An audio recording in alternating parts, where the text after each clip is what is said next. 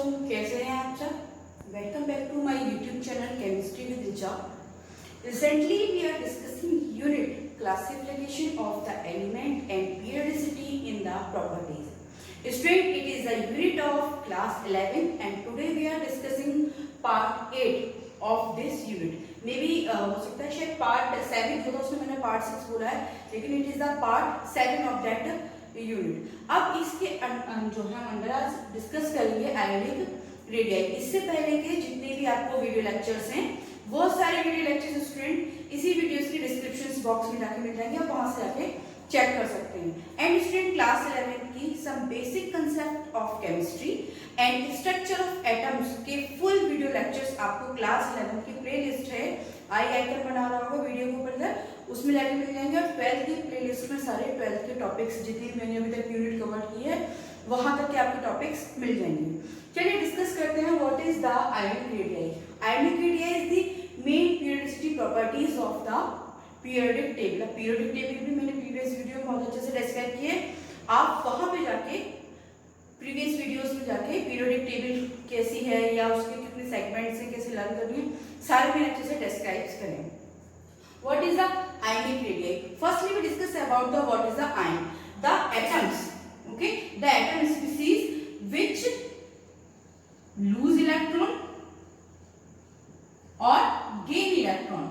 ठीक है, जब कोई भी आपके एलिमेंट्स में स्पीसीज हम वर्ड यूज करते हैं उस पर्टिकुलर एलिमेंट्स के लिए, तो कोई भी स्पीसीज जब इलेक्ट्रॉन्स को, उस स्पीसीज का एटम जो होता है इलेक्ट्रॉन्स को लूज करता है या गेन करता है, then that is called the ion and that is the radius is called the ionic radius. तो अब अगर हम आयोनिक रेडियस के रेफरेंस में बात करें तो आयोनिक रेडियस में जैसे मैंने बताया था कि जो क्लाउड्स जो होता है इलेक्ट्रॉन डेंसिटी क्लाउड्स, कि हमने क्लाउड डायग्राम में बताया था कि जो क्लाउड्स होता है यहाँ पे यानी प्रोबेबिलिटी जो होती है एटम्स के पानी की, वो अगर हम देखें तो एटम्स में क्या होता है, एक तरीके से इन्फिनिटी होती है। तो इसमें यहाँ पे जो हम वर्ड यूज करेंगे आउटर शेल्स के लिए, उसमें हम the possibility two electron from limit, तो इस तरह का वर्ड यूज करेंगे हम। यहाँ पे जो वर्ड यूज होता है आपका आउटर शेल, वो वर्ड यूज नहीं करेंगे। अगर मुझे डेफिनेशन फॉर्म में लिखना हो आयोनिक रेडियाई को, तो देखिए हम किस तरह से यूज लिखेंगे, the distance from its nucleus to the point of which the nucleus has influence on the electron cloud of ion, यानी इलेक्ट्रॉन्स एटम्स के अंदर आउटर एरिया जहां तक कि आपके इलेक्ट्रॉन्स का इन्फ्लुएंस फाउंड होने की जो प्रोबेबिलिटी होती है, that is called the ionic radii. अब अगर हम आयोनिक रेडियाई देखें तो अगर आपका मान लीजिए आपका कोई भी इलेक्ट्रॉन अगर एटम क्या कर रहा है, लूज कर रहा है, so that is a positive charge and that is called the cation. और आपका इलेक्ट्रॉन अगर आपका कोई भी एटम गेन कर रहा है, तो यहाँ पे क्या कर रहा है, लूज कर रहा है, और यहाँ पे इलेक्ट्रॉन क्या कर रहा है, ये गेन कर रहा है, then that is condition, that is called the anion. जब आपका कोई भी एटम इलेक्ट्रॉन को लूज करता है, that is the called cation, and जब वो गेन करता है, that is called the anion. तो जब आयोनिक रेडियाई जो होगी आपकी, देखिए अगर मैं एग्जांपल देखूं आयोनिक रेडियाई, तो distance between the cation and anion, तो द हाफ डिस्टेंस बिटवीन, जब कोई अगर आपको मॉलिक्यूल बन रहा है कैटायन एंड एनायन, ठीक है, जैसे कैटायन बनाया मैंने यहाँ पे और ये बनाया मैंने यहाँ पे एनायन, तो इनके बीच की जो डिस्टेंस होगी जब इन्होंने बॉन्ड का फॉर्मेशन करा हो, जैसे यहाँ से यहाँ तक का half, that is called the ionic radii.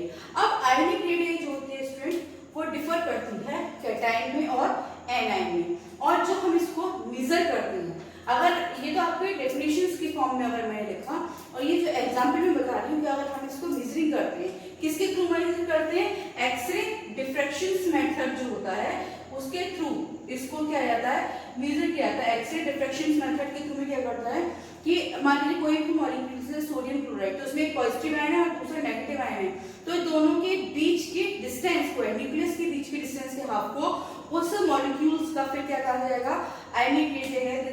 जो मैं बता रही हूँ एक्सरे डिफ्रैक्शन मेथड, ये आपका जो हम उसको मेजरिंग करते हैं, लेकिन अगर हम डेफिनेशन फॉर्म में लिखेंगे तो उसको डेफिनेशन कंटिन्यूअस फॉर्म में हम इस तरह से लिखेंगे। चलिए मैं आपको बताती हूँ the radius of the cation and radius of the an किस तरह से चेंज होती है, कैटायन की रेडियस और एनायन की रेडियस को इजीली करने के लिए मैंने देखिए यहाँ पे बीच में लाइन ड्रॉ करी है, जिसके थ्रू मैं आपको बताती भी जाऊंगी और इजीली दोनों में क्या कर सकते हैं, इजीली दोनों में डिफरेंशिएट भी कर सकते हैं। अब कैटायन क्या होता है कि when an atom has the lose an electron possibility to, मान लीजिए आपका सोडियम है तो सोडियम क्या करता है, आपका एक इलेक्ट्रॉन लूज कर देता है और that is form the cation.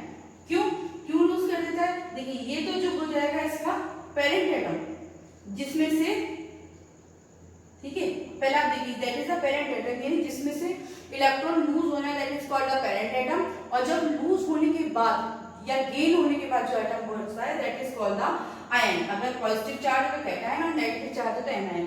क्योंकि सोडियम का 281 इलेक्ट्रॉन 11 होता है एटॉमिक नंबर और इलेक्ट्रॉन कॉन्फ़िगरेशन होता है 281, यानी लास्ट वाले ऑर्बिटल में इसमें एक इलेक्ट्रॉन कैसा होता है, एक्स्ट्रा होता है। जब ये एक इलेक्ट्रॉन एमिट कर देता है तो ये स्टेबिलिटी यानी आपका इनर्ट गैस पोजीशन में आ जाता है, यानी 28 हो जाता है, तो that is called the cation. अब कैटायन में क्या होता है कि मान लीजिए आपका सोडियम में 3 ऑर्बिटल्स हैं, हम 3 ऑर्बिटल्स बनाते हैं, ये इसमें इसका प्रोटॉन होगा, यहाँ पे न्यूट्रॉन होगा एंड देयर इज अ 1, ठीक है। अब देखिए फर्स्ट वाले ऑर्बिटल में 2 इलेक्ट्रॉन्स हैं, थर्ड वाले में कितने, 1 2 3 4 6 7 8 इलेक्ट्रॉन्स होगा और आउटर ऑर्बिटल में कितना होगा, 1 इलेक्ट्रॉन्स। अब देखिए अंदर क्या होता है, पॉजिटिव चार्ज होता है, प्रोटॉन जो होता है पॉजिटिव चार्ज होता है और इलेक्ट्रॉन कैसे होते हैं आपके नेगेटिव चार्ज होते हैं।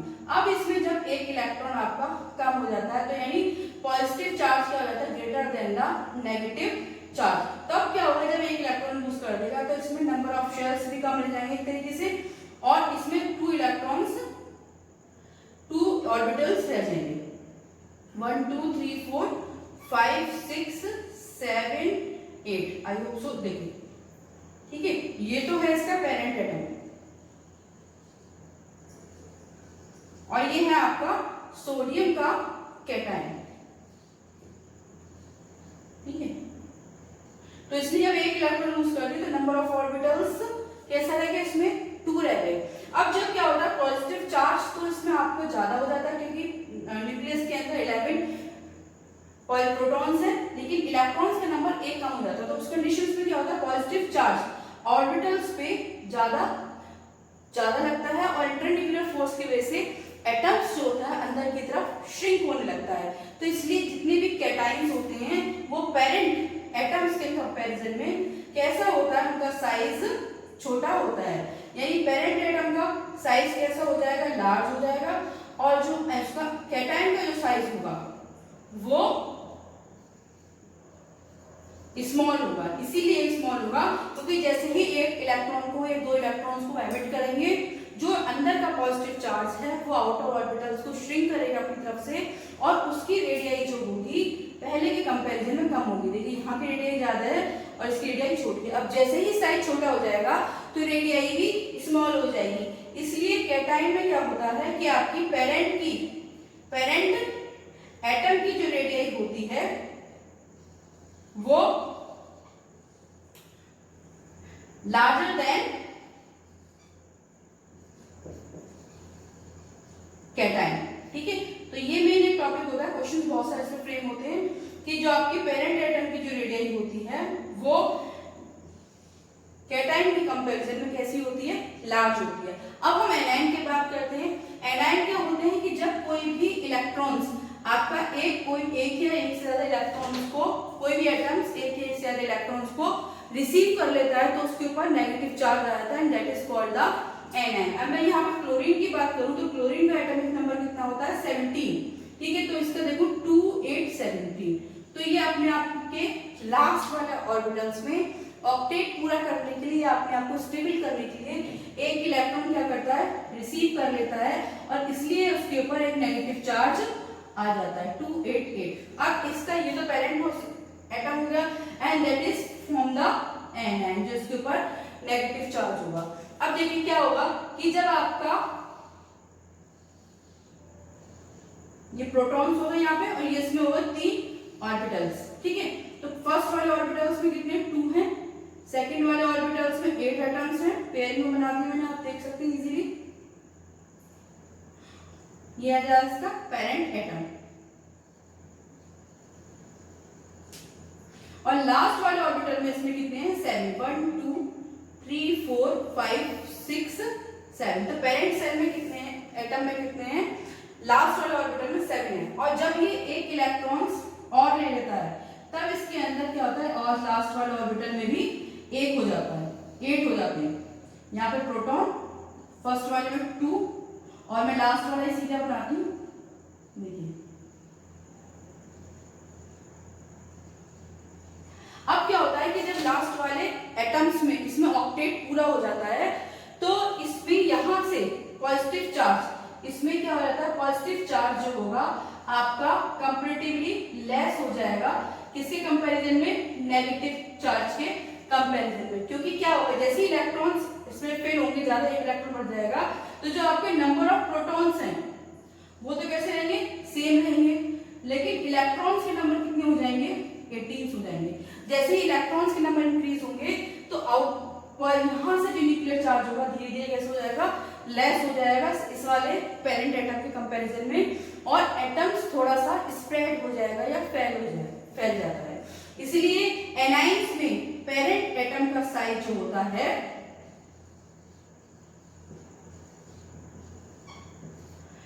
एनाइन के कंपैरिजन में स्मॉल होता है।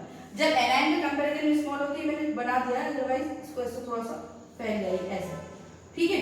3 4 5 6 7। तो आपका अगर हम रेडियाई देखें तो हमेशा पेरेंट एटम की जो रेडियाई होगी वो आपके एनाइन के कंपैरिजन में कैसी होगी, एनाइन की रेडियाई के कंपैरिजन में स्मॉल होगी। क्योंकि क्या होगा, फिर से देख लीजिए, क्योंकि कैटायन में क्या होगा, इलेक्ट्रॉन्स को एमिट करेगा, एमिट करने की वजह से क्या होगा कि न्यूक्लियस चार्ज जो होगा उसके ऊपर ज्यादा बढ़ जाएगा। जब न्यूक्लियस चार्ज इंक्रीज हो जाएगा तो अंदर से आउटर ऑर्बिटल्स को हम जो बोलते हैं इलेक्ट्रॉन डेंसिटी को अंदर की तरफ शिफ्ट करेगा, इसलिए कैटायन का जो साइज होगा इसके कंपैरिजन में छोटा हो जाएगा। लेकिन एनाइन में क्या होगा, इलेक्ट्रॉन बढ़ने की वजह से आपको यहाँ पे सेम लग रहा होगा, लेकिन थोड़ा सा अंतर आएगा, रेडियाई बढ़ जाती है, ठीक है। थोड़ा सा ड्रॉ करने में, अदरवाइज ये देखिए इस तरह से, ओके। क्योंकि यहाँ पे एक इलेक्ट्रॉन लेगा वो भी अपना चार्ज शो करेगा, इसलिए जो कैटायन एनाइन जो होगा वो पेरेंट सेल के कंपैरिजन में या पेरेंट एटम के कंपैरिजन में कैसा होगा, लार्ज होगा। तो अगर आपको क्वेश्चन आता है कि कंपैरिजन करने के लिए, तो हमेशा पेरेंट एटम से एनाइन का साइज बड़ा होता है और कैटायन का साइज हमेशा छोटा होता है। आई होप सो स्टूडेंट आपको टॉपिक पूरे अच्छे से क्लियर हो गया होगा। नेक्स्ट कंटेंट के लिए या आगे लेक्चर्स को पूरी तरह से देखने के लिए चैनल को सब्सक्राइब करना ना भूलें, बेल आइकन दबाएं ताकि आपको प्रॉपर नोटिफिकेशंस मिलते रहें, और मुझे कमेंट बॉक्स में कमेंट करके जरूर बताएं, क्योंकि सारा सिलेबस जो है हम according to NCERT and CBSE pattern के अकॉर्डिंग लेके चल रहे हैं। आई होप सो आपको सब समझ में आया होगा। देखने के लिए very very thank you so much. देखते रहिए, स्टे वॉच, स्टे कनेक्टेड।